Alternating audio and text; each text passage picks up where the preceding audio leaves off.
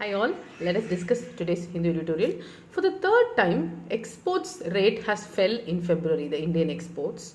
So there is a 33.8 billion of shipments marked on a 8.8% drop from a year ago. So the decline is very steep in October 2022. So after that it was doing better, and now again there is a steeper decline is what they have said, and 29% collapse in oil exports, especially 12% fall in chemical shipments, and 10% contraction in engineering goods outflow has been happening.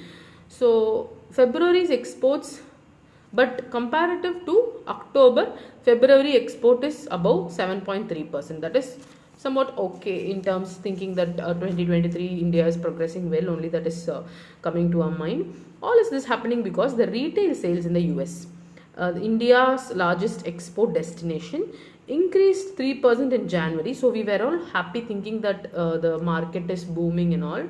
However, in February it started dropping. Because of the bank failure that we saw recently, that was handling digital assets, and the stock markets immediately fell. So that acted as a threat for this reason also. So, and Wednesday, the crude oil prices dropped almost by 5%, and we can already see some recession risks that has again come into the economy after COVID. It took a long time to recover, and it is very challenging these days.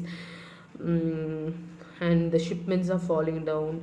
That's the result of even the February's imports has also dropped by 8.2%.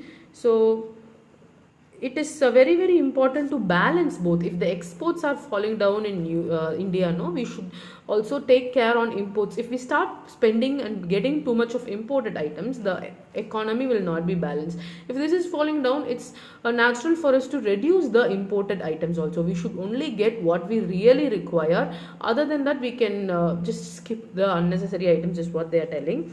And it depends. It is not an easy task to do, because it depends on a lot of items like quality, pricing, the supply chain linkage, the relationship between the export and import. It all matters when we look at it. So it is very important to take up the 2015-20 foreign trade policy, and we have to revamp it according to this situation. We cannot see further delay in this regard.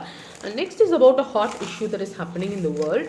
So there is a clash that has been happening between two fighter jets of Russia and one Su-27S and American drone MQ-9.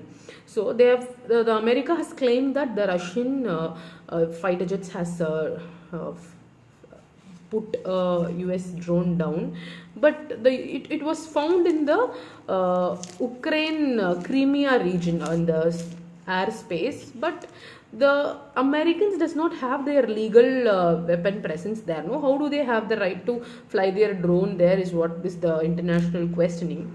So if you ask the US's side, they are telling the MQ-9 has recorded what has happened, and the Russian fighter jets purposely collided with the drone, and they make the fuel leakage, and that is why it was made to collapse. However, the Russians are telling a different story by telling that they saw that in the Black Sea, which they are the Russian Defense Ministry zone, and they said that the drone has scrambled and caused a lot of bruises over the fighter jets, is what they are telling.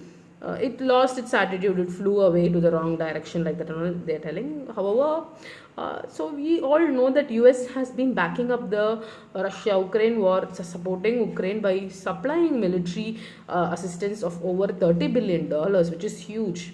And they have imposed a lot of strict sanctions on the Russia. So the relationship between Russia and US is already strained, and they have New START nuclear arms control treaty is also there that controls the usage of nuclear weapons between any two countries. So there is high distrust going on between both the countries. Immediate action has to be taken in this regard, otherwise the issue might accelerate to next level. We'll wait and see how both the countries handles this. Thank you.